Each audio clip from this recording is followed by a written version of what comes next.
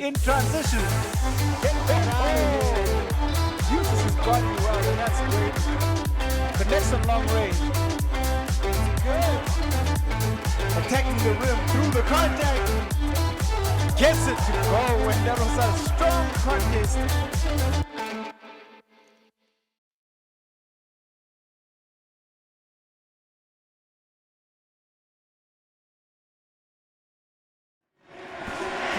School Sports Live, basketball from Wits Old Mutual Sports Hall, and this is the fun part of the proceedings. Some will call it the calm before the storm. It is the charity game where we have the coaches from the rest of the tournament taking on the St. John's coaching staff. And TK, Takani Ngobeni, with me, Quinton Denason. We have a job cut out for us. This is going to be painful. I'm not sure if it's going to be great, but it sure should be fun. Quinton, I've heard it saying, those who can't play coach, and I think today we get to see why that is, and if that statement is true. I think some of these coaches haven't seen the court in about 5 years, and now they're going to subject the fans and the players here to some of the skill sets that they've spoken about for so many years, and all of a sudden they're going to expect to do it on the floor. However, there is the other side of that scale where players who've actually been playing are part of an active coaching staff, and I think those are the players that need to be ridden. And St. John's coaching staff now, with their trademark uniforms, they look a little bit more stylish. I think they're going to have hometown support, and pyrotechnics, I think, is going to be the best part of this game. Quinton, I want to leave the commentary booth and just run through the pyrotechnics just so I can have that moment, the excitement. I mean, look at them. Both teams' energy is up. You know, you've got coaches from Botswana, Mozambique, Swaziland, Zambia, Zim. I mean, everywhere. Everyone is excited about this, and the coaches get to trust check. This is like for bragging rights for more than anything. What do you think? I don't know about bragging rights. I think there's a lot of pride on the line as well, because you said it.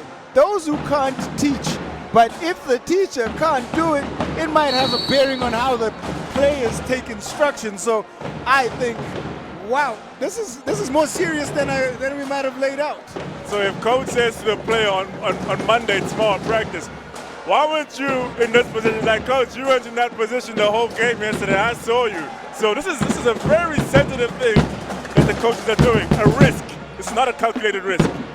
I think if we have a look at what's happening in terms of warm-ups, I can safely say that we're going to see that's young man Mutungoza represented UJ in the Varsity Cup final, so he has legs on him. I'm just not sure if he has the mind. This is really exciting, Quinton. The Parktown Boys Band will play the soundtrack to this charity game, and we are looking forward to at least a small display of skill from the players on the floor. The coaching staff from St. John's, their teams have done well throughout the tournament. They will try to replicate. For the rest of the coaches who are going to be taking part, I think the warm-ups tell a lot. The crowd, you can tell, frenzied and ready for what should be a beautiful showcase in the spirit of the game of basketball. And it's only 1 minute left before we get started. Who coaches the coaches? Who coaches the coaches? Wow, Andile Sopa there missing the whole facilities as he takes his last shot. The Jippy Boys coach. This should be exciting. You know, I like Coach David and his muscles. He's got all his muscles out. I asked you, Quinton, how many push-ups do you think that man does? I see Coach Piri on the side of the coaches. He's there. This is the rest of the school's coaches. We call them team coaches, and then Team SJC. So team coaches setting their final strategy. Victor Fuda to the front of the screen wearing the Durant jersey. He coaches St. Albans. You see St. David's and Inanda represented. And as the game progresses, we'll try and call out the coaches. We see SJC looking a lot more organized. They seem to actually have structure, and we expect a little bit more structure from them. They spend a lot of time together, and they certainly have spent a lot of time preparing for this tournament. But that's not fair, because they structure, they know each other's play. I'm sure they scrimmage each other before or after practice. And the traveling coaches or the team coaches is just going to be running, gun, share the ball, and, you know, freestyle most of the time. So it should be interesting to see how they will deliver. If you look at the physique of the coaching staff, I feel the advantage lies with St. John's College. if you look at the age, the advantage lies with St. John's College. But what the rest of what the coaches do have is that they have some X-factor players. And how they're starting out is they have 2 players that have got BNL experience. They have varsity basketball experience. That is not fair. I mean, you look at the 2 guys walking onto the floor, Angelo and Clausen. That's right. And come on, those guys are just prime talents in the country, and you should not have anyone able to contain those guys. With Mbulelo Nchingana coming onto the floor as well, he made his way on there late, but he also has BNL experience. So from what we see in terms of starting lineup, I think there certainly is an advantage to coaching staff. SJC can have their work cut out with Coach Ngoza Piri Mazarura on the floor as well. We saw her busting some moves out there with the warming up with the dance routine. The dance routine. Will she carry some of those moves into It's all fun and games when they say it's a charity game until the ball goes up, and then it's just straight competition. Well, we know Makabe, that is a surprise. He has never passed the ball that well throughout his whole Basketball National League career. Inside, it's Mofokeng. St. John's going to a zone. Mutungoza will fire. And the coaches here, as expected, a high shot rate. And that man, I don't want to be complimentary, was the leading scorer in the Basketball National League last season, led all the scorers. Of course, if you don't pass, you score, and that's all he does. Rabbi for St. John's College off the feed from Flo, but the Rabbi just didn't make it work. The coaches were for pretty give and go. Pretty give and go, and that's how you start off your Sunday. I mean, this is better than expected. Exactly. Clausen for the SJC stuff. Running a high pick and roll action, and that shot attempt did not put in the coaching manual. Not at all. That was a bulldozing shot, you know, more bulldoze than shot. Rabbi, he's one of the younger members of the St. John's coaching staff. Ngoza throws it away and hands it right to Nchingana. Mutungoza went 2-on-1. Well, you know, Mbulelo should have given a better applause, because that would have been a highlight reel. Coach has been dunking the whole time during warm-up, so he would have gotten the crowd involved. Are you sure about that? I've seen players who dunk well in warm-ups and then just doesn't transcend into the game at all. And for the players here on the floor, we really do hope their warm-ups are indicative of what we're going to see. First foul blown by the referees. I'm surprised they know how to use that apparatus in their mouths, the whistle. They've been fairly good yesterday. I gave them a rating of 90% for the refs. They let the kids play, the kids enjoy it. But here it's not kids, so they can blow as much as they want, you know. For all the time that the coaches yell at the refs, I think the refs, you know, should remain impartial, but let the coaches know who's in charge. Makabe surprisingly lets the ball go again, and it's Mutungoza representing Sacred Heart. Mofokeng, seen him do that a couple of times, but I wonder how many push-ups these guys should be doing for the amount of missed layups we've seen so far. Clausen attacking, and it is going to be Rabbi underneath. And that's normally an easy shot for Clausen, because he's left-handed, and that was on the left-handed side, so he should have just went up and delivered, put his body between him and the man, and made an easy basket. Mutungoza attacks the space, and I'd expect more aggression and explosiveness from Mutungoza. You know, see Clausen going up, and well, I mean, the challenge was good for Mofokeng, so a difficult shot. So to all the kids who've been coached by Clausen, that was not a missed layup. That was a well-contested shot, and should have actually been called a foul. That apparatus that the referees use. Mutungoza, you say something about that air ball. Air ball, nothing. The ball is a little too heavy, you know. I think he does not practice free throws. His kids do. You see? He found the weight on the ball, readjusted, and made that shot. 1 of 2. And we have substitutions wholesale as the coach is clearly comfortable with what they've seen. I'm not too sure about this lineup that we have out on the floor now. This is a little different. Flo, get into it. Little shot. Oh, I mean, this is Old Mutual Hall where Flo does most of his work. highlights, and he's used to these rims. Completely different lineup now for the rest of the coaches. Coach Andile Slope Coach Adile Thope has with never seen a three he doesn't like. Let it roll with his trademark airball three-pointer. Hasn't seen a three that he likes, but hasn't seen a three that he can make. Ball control has seen better days from the St. John's coaching staff. And there's just a lot. There's an announcement that they are going to be utilizing power plays throughout this game. And you know what that means. Oh, a power play's being used.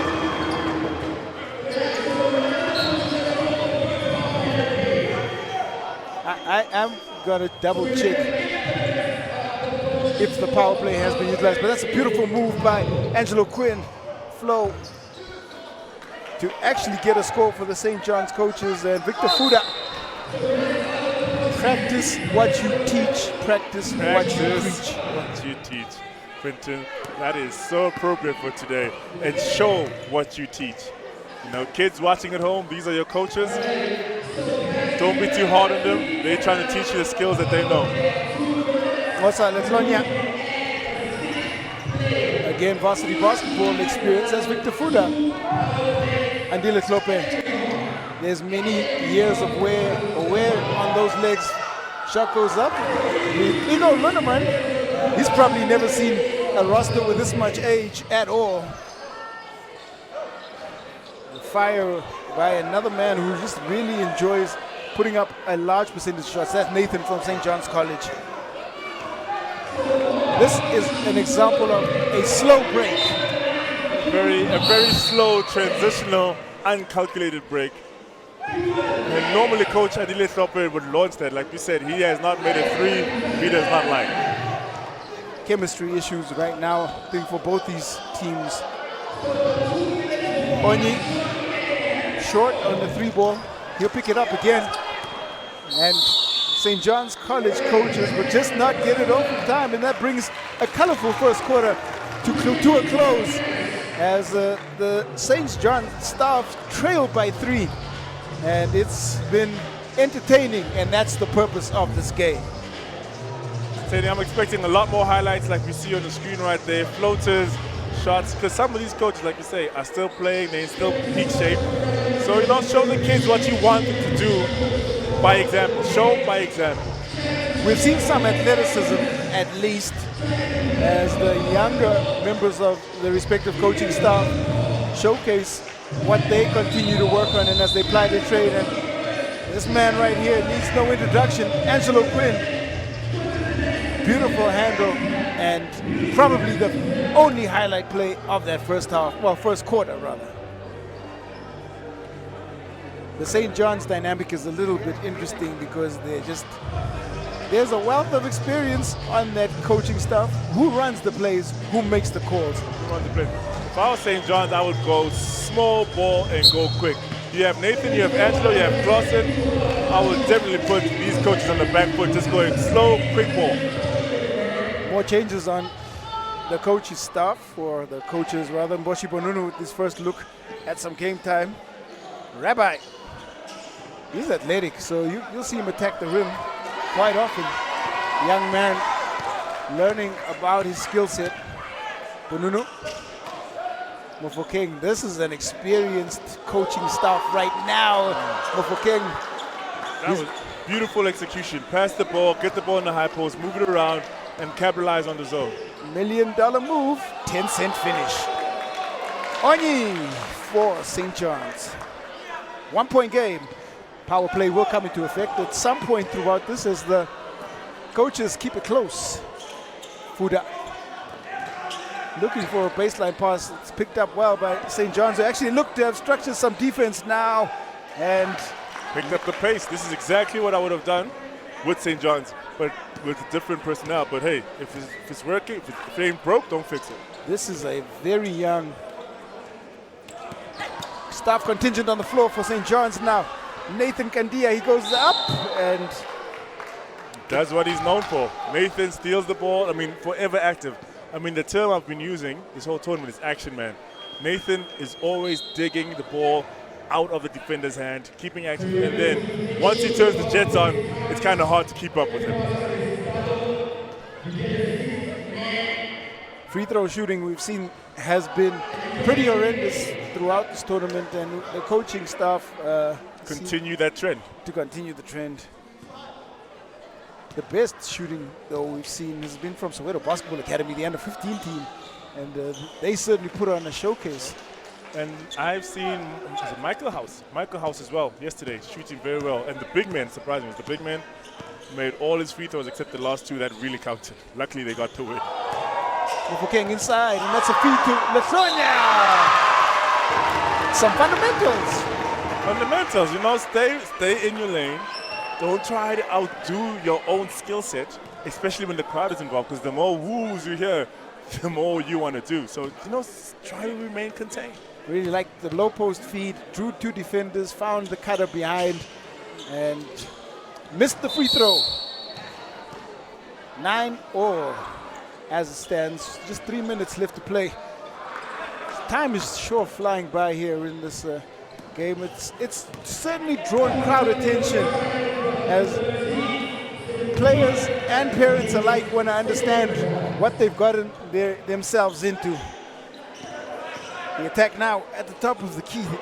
Wild attempt now. Mofokeng looks up, finds Bonunu, and that is a surprise. I was expecting a little bit more from an experienced coach like Mboshi Bonunu. SJC. Onyi, he's going to take it, there's no doubt. Fires it up, and Leflonia caught in the battle just underneath there. Only in Andile Thope, when it comes to the three-point shot, I will just continue to just launch the ball at any given moment. There are two guys that I certainly know have never seen a shot they don't like. A couple of changes here. As the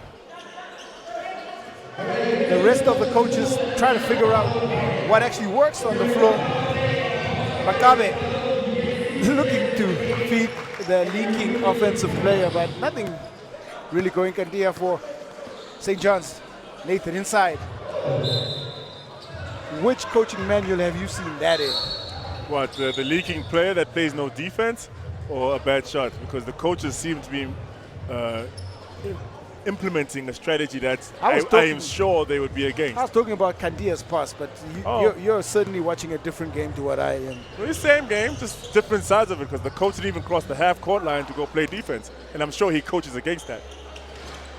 Shots up, nothing going, as things have gone just a little bit dry from the field here for both teams. 9 plays 9, steal now. Mofokeng and Bonunu, and that time, cherry picking works. Cherry picking works, and I'm sure he coaches against that. Play defense, unless his team plays a 4-man defense with one guy leaking out. If you really want to see, there's 6 people on the floor. The referees have not noticed.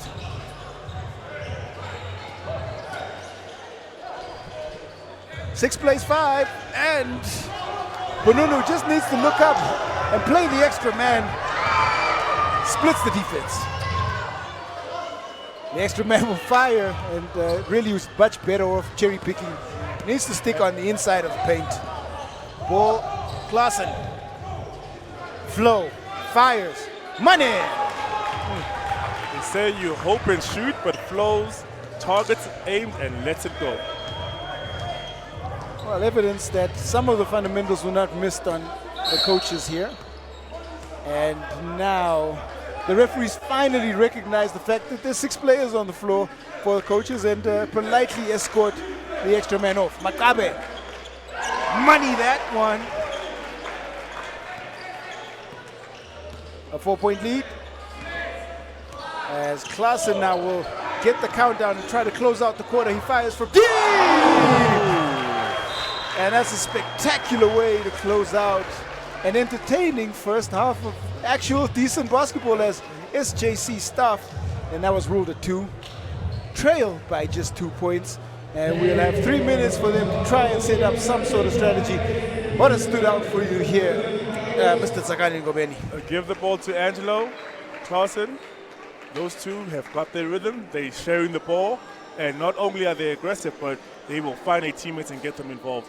I think what's more pressing is that these coaches need to just continue changing they line up to unsettle St. John's, because when they change the lineup, St. John takes a little bit more time to adjust and see who the personnel is and to attack accordingly. I think that's a little bit too much strategy for me. If you really want to look at it, St. John's need to loosen it up a little bit more. Their veteran coach who's preparing for a final a little bit later on. We need to see Coach Huedi here. Halftime score, SJC star 14, coach is 16. I don't think we've seen enough of Coach Ngoza Piri Mazarura. And this was, of course, early on, Mofokeng feeding off that double team, finding Lehlonya. And that combination is something that the rest of the coaching staff will want to look at. Makabe, leading scorer in the Basketball National League, shows you why he did that. He put up a lot of those all season long. Also the leading shot taker from the perimeter. And Brian Lee Claassen has always been known for his speed, tries to make a spectacular finish and does so, ending it on a good note for St. John's College staff as they trail by 2. College pride on the line here at Wits Old Mutual Sports Hall. And the fans packing in because it's just about finals time. This, of course, the calm before the storm, before we get into the real business end of the tournament. The under 13, under 15, and under 19 finals await us. And a great afternoon of basketball. And then there's this. Which teams have stood out for you throughout this tournament? I must say St. John's College in the under 19 section have stood out because they play structured basketball. They have no real standout individual players, and that might be a little bit harsh to the players on the St. John's team, but they really understand the word team and they play together well. I like Haderfeld in the under 15 section. They're a small ball team. They shoot well, they understand the spacing on the floor, and you can see that they're well coached. And in the under 13 section, I think I don't have a particular favorite. I think the teams, St. Peter's and Sacred Heart, should be an entertaining game. And I think all the under 13s have shown a nice platform or foundation for skills. One program that stuck out to me is the Michael Mounts program, where throughout every age group they're running a set. The kids communicate, they know their roles. So just to the IQ of the players on the different levels have kind of stood out to me, and I was like, wow, it's actually nice to see that not only are the kids being taught the skills, but also IQ and intelligence is being imparted onto them. Well, Slim is on the floor while the game is happening, and this again is not a surprise because Slim has always known to like a lot of attention, and the MC means to move the crowd, but he needs to move himself off the court. Well, we're ready now. It's just about a shortened half as the coaches go with a different lineup again. They put the youth of Linneman on the floor. Flo feeds Rabbi. He's out on the break. That time. Active hands. They try to attack the zone in the middle, but St. John's was ready. Weak side came, picked the ball out. One guy laid out, cherry picked at the right time. Linneman calls for the high screen. He'll take the long 2. That one, rebound picked up. Coach stuff way downtown, and that one again won't find in any coaching manuals. The ones that are in the coaching manuals actually go in. You need to spend a couple more hours practicing that kind of shot. Not just hours, I'd say years as well, Quinton. I've thrown a lot more hours, make it accumulate a year. You don't take a shot unless you practice it. That was what my coach used to tell me. Until you can make 5 in a row, you don't shoot that shot. I wish some of the coaches could hear the words coming out of your mouth. Well, it is in Shingana for the coaches as the foul count now starting to pick up as I think the coach is starting to take this a little bit more seriously. That is the way to go. I'd say attack the boards. You have size over St. John's, so use your size against them. Because what St. John's is using is their speed. They're using their speed, they're attacking, they're keeping you guys moving, and they're being very active. Look at the box out that Coach Ngoza is about to execute right now. She's low, she's locked in, and she's trying to make sure that she stays between her man and the ball. That's just not fair. But free throws are converted. 2-point lead. Flo really having a lot of fun. Quinn finds Rabbi. Rabbi almost loses it. Inside, and that is a pretty pass. You know, Flo has the nickname Flo, but when he joined us for national team camp, we called him Party Guy. Because every time he got the ball, he thought it was a party. He was just excited and was just happy to be there and was just, you know, all over the place. So his other nickname on the national team is Party Guy. Well, Party Guy certainly threw a party. He misdirected the entire defense. Even up here in the commentary booth, I was looking to the corner, and that one found Mutungoza underneath for the easy finish. That's Flo right now. Ball dominant. We're not seeing too much distribution from his side as he's pressed well. Rabbi. And SJC finding some structure, finding some touches, and finding the lead as well. It's all a distraction from Flo and Clausen, you know? Everyone's looking at them. His teammates are moving in the background, and they're sharing that ball. Share the ball, share the success. A big man like that, flopping, I'm not sure that we're going to get a charge call anytime soon. The referees had no choice but to call that a defensive foul. But he was in position, he took the fall. Just because, you know, the bigger they are, the harder they fall. Reward the big guy. Reward him. It's a long way down, Quinton. It's a very long way down. The landing might be soft, but it's a long way down.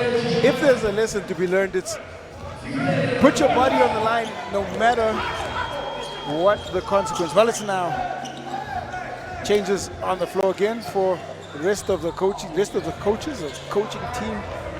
Mofokeng and Wasa Makabe back in. Quinton, what's surprising me, St. John is actually calling plays, and they are moving into position. This shows that the coaching staff understands what they're doing. The program is aligned. Fuda. The Shlonya. Well, Andile Tlope, you knew that was going up. And yeah, coach. Left-handed shot, all net in rhythm, and that's when he's dangerous. Not when he's standing still. When he's moving and shooting, it's money. Rabbi skies over the youth or the experience of Klope. Mofokeng. Fuda, you know, he also likes it to light it up from the outside. That one misses absolutely everything. I mean, he's currently a bricklayer because right now I was very scared because there's games we have to play later on, and with shots like that, he might just damage the board. I think that comes with age. Eyesight might be out a little bit, but the form was still there at least. Makabe fires. Quinton, what do you mean it comes with age? The rim does not move the older you get. That's fair enough. That's a bad shot. Flo fires. He knew he wasn't going to make that. Chases it down, but it's Latonia will pick up the rebound. And it's Andile Tlope now. It's the coach is going on a scoring run. Makabe fires. He is catching fire. Once again, the rest of the coaching staff, they have their sixth man on the floor. Not necessary with the way Makabe is shooting the ball. Flo looking for Rabbi. Changes again. On the floor.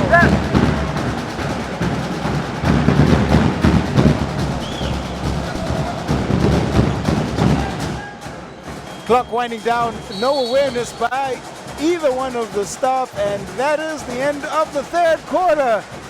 And if you're trying to teach game awareness, it starts from the bench and it starts on the floor, and we saw none of that. But what we did see, though, was some really good shooting by Abe Makabe of the coaches, and he had helped them get into an 11-point lead with those quick 3 threes. He leads all scorers. He's got 12 points. I mean, he's a dead shooter, like you said. He's a leader in the NBA now. He's ready, so he's always ready to shoot. He's warm. He's locked in. Give him the ball, you know? Parktown boys have been entertaining the crowd out here, and they have played a selection, an array of music that has certainly kept both the commentators, the fans, and the players on the floor energized. And we have a look at some of these nice highlights. Rabbi off the Klaassen feed, and a lot of these really sharp passes. That is just a great pass into space and utilizing athleticism. Makabe has come in and has been red hot for the coaches, almost looking like it's an instant replay every time he gets the ball at the three-point spot because he's been that hot. Klaassen and Angelo keep looking for Rabbi because he keeps cutting into space, and the anticipation of that move happening is timed impeccably. Final quarter. And chance now for the coaches to close out this contest. Klaassen, nothing there. Lithonia gets it up court, but Makabe can't hold on. Chalk up another turnover. The intensity has picked up. Everyone's body language has changed, and the guys are locked in and are looking to play. The intensity is picked up here in the booth as well. We're locked in. We'll call this a little bit tighter as SJC connect from way downtown. Lithonia inside. That's a beautiful pass. SJC not trying to go away earlier, but the coaches' team's like, listen, we're going to keep nailing and keep chipping away and making sure that we keep a very, very comfortable lead from SJC. They are coaches. Clearly outmatched. And Mofo King, through the contact, misses the free throw. And Onyi back on. Well, I thought he was going to take that. He does not distribute the ball often at all. Nice pass inside SJC. A little bit of patience on the offensive end right now. Onyi. Klaassen calling for it. The shot goes up. And just as the shot clock expires, banker is good. Makabe, double teamed now. Lithonia. Experienced lineup again. I think we're going to be saying that quite often. Hey, Makabe, he'll fire.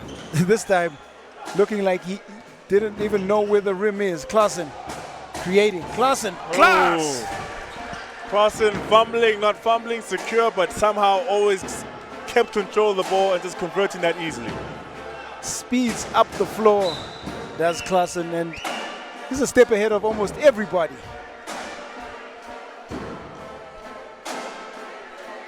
More changes. 5 off, 5 on.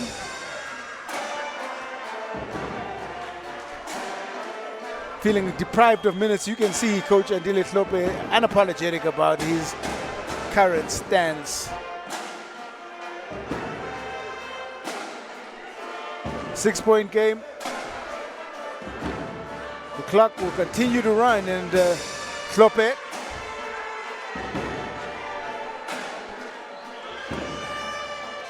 ball moves now for the coaches as Tlhophe will fire again in Chingana for the coaching staff. Mutungoza is taken down from behind. That one, I see, sends him to the free throw line. He hasn't really been very good from there throughout this game, and we expect that to continue.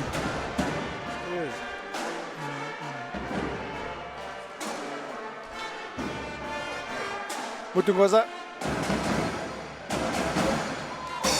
At the bottom of the screen, you can see Coach Andile Tlhophe is just chirping a little bit at the coaches, St. John's coaching, saying, listen, we're going to win this. You guys don't have a chance. I'm a avid lip reader when it comes to Andile Tlhophe. That's important, and under 13s from Sacred Heart will be watching with an intent eye as their coach, Mutungoza, hits one of two. Klaassen. Cross. Wide open shot opportunity. Rebound though picked up by Kandia. He'll turn and fire. Nothing there. Rebound again. Onyejiki. Klaassen. Ball moves. SJC Shot up, rebound. Rebound, that's tenacity, a little bit of intensity. You know, they can't allow so many second chance opportunities. There's like 3 offensive rebounds. That means that's 3 chances they got to take on 1 possession. So, you know, limit those. I mean, it's the coaches. It's what you preach to your players. Limit your second chance opportunities and get the ball and go on offense. I think the coaching staff need to take some time and work on their free throws with their players. We have not seen a really great display from that free throw line. You know that shooting drill we used to hate when we were young, where the coach would line the whole team up on the baseline? Every player gets 2 free throws. If you miss, it's a suicide. That is a terrible drill. And talk about being incentivized, because if you make it, you're not running. But the pressure increases as the drill continues. A quick steal by Kandia, who tries to disarm Klope. Kandia, you know there's no chance of him passing that one. He'll draw the foul, then go to the free throw line. But smart move, very calculating, because he had the clear lane to the hoop, kept his body between the man and the ball, and just made sure that the contact was initiated. I wonder if the coaches have realized that this is full running time. The way they're setting up with the shots and the amount of time they're taking, it clearly shows that their awareness is not there. Situational awareness, you know? And this is one thing that the coaches need to be coached on. 19 seconds remain. Shot goes up, rebound. Klope turns the ball over off that. Kandia fires. It's chased down hard and another foul committed. And that foul is going to be the end of this game. Well, there's going to be an additional quarter as the coaches feel like they've not been seen enough. And I really am confounded by what we see. But the crowd, as you can see, getting into what's happening. Parktown Boys Band keeping everybody thoroughly entertained. They have some music in their repertoire, I'll tell you that.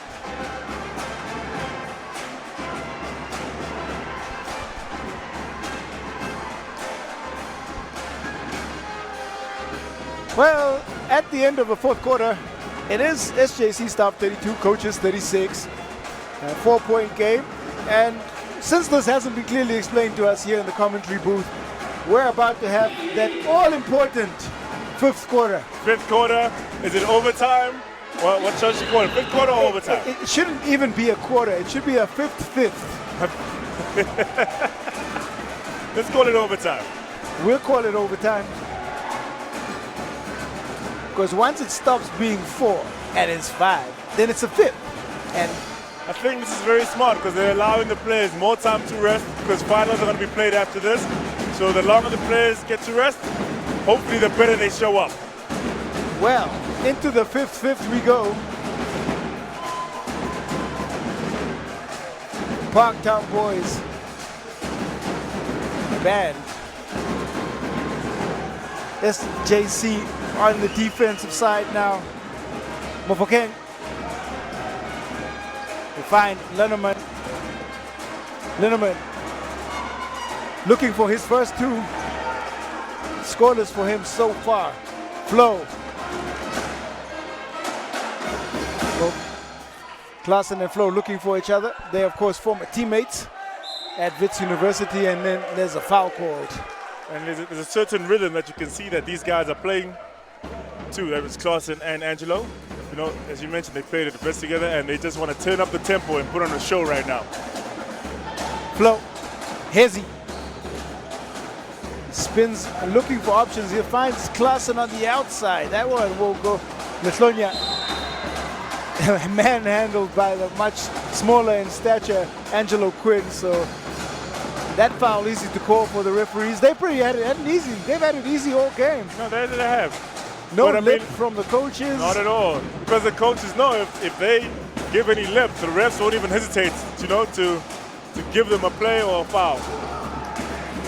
Right intent, just nothing going. Mofokeng Rabbi! Rabbi seems to be at the right place at the right time, whether it's on the receiving a pass or receiving an offensive rebound. He's just able to convert His and help his team out. athleticism is great. Lithonia, long on the 3-ball. Chance now for St. John's. It's Flow. Out of flow.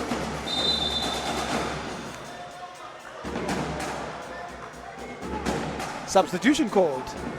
And Angelo Quinn will take a break now. He's seen a lot of minutes. But what I like that Angelo has done is he's increased the pace, the tempo of the game. So it's up to his teammates to now keep that tempo. Mofokeng has increased the scoring for the coaches as they get it back up to 4. 3 minutes remain here in the 5th. Wide open. Shot goes up, shot goes in.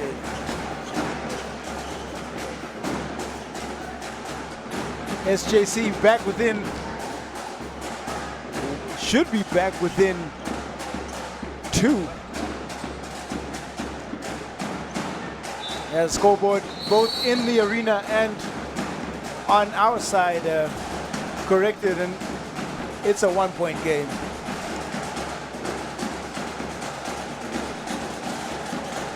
Klaassen now, as these coaches throw the ball away, kickball violation, possession will stay.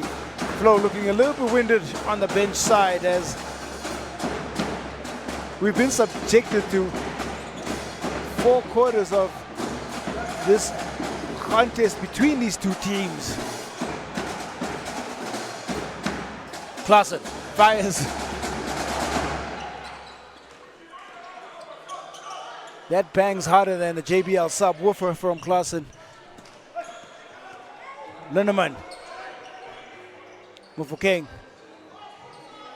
One place that the coaches have been good is the 3-point line. SJC now. Onyi looking for Klaassen on the return pass. I was anticipating a nice soft touch upon receiving it, releasing it back out, and instead of just landing right there. That would have been a nice, crisper, more clean play. 1-point game, timeout called on the floor. I think everybody trying to set their strategy for the final 94 seconds or 84 seconds of this game. It's starting to take a serious tone. It does have a serious tone. You know, it's a charity game, but no one wants to lose. You know, it's for the fun, for the game, to give the kids some rest, but no one wants to lose such a game. You know, once you're between the lines, Pinson, you become competitive. It's only natural. It's great to see that a lot of these coaches have not lost the competitive spirit. They've played the game in the right spirit. It's been played fairly intensely. It's been played with a good amount of sportsmanship, and we've seen, I would say, a fair level of execution. There's been, for a game which I just expected them to freestyle, there's been a little bit of strategy, there's been some ball sharing. I guess in a situation like this, you go back to the basics. Pass and cut, share the ball, make the open shot, create for your teammate. Rabbi, Bonunu tries to sneak one. Oh, he's been deceptive with that wingspan. He's like 5'11" with a 7-foot wingspan, some would say. Kandia attacking. Speed mismatch. That is Kandia will get himself to the free throw line. Clock running down. Chance to just create a little bit of comfort for the coaches. 37 plays 38. It's a 1-point game. A little bit of pressure now on Nathan Kandia.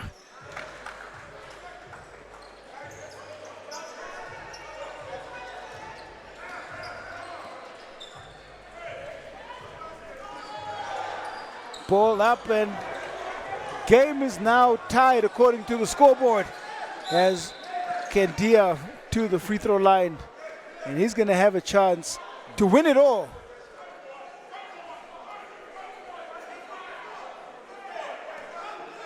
SJC. Situational awareness is very important right now because the clock is running down. What is happening is that this all the coaches are bullying the administrators at the table, and we've got a lot of confusion as the game is tied. Kantia underneath, and the best result possible for everybody involved is a tie. And Sakani Ngobeni. I have no comment. I have never repped a tie. I have never seen a tie in basketball before. This is the first in my life and in my whole life.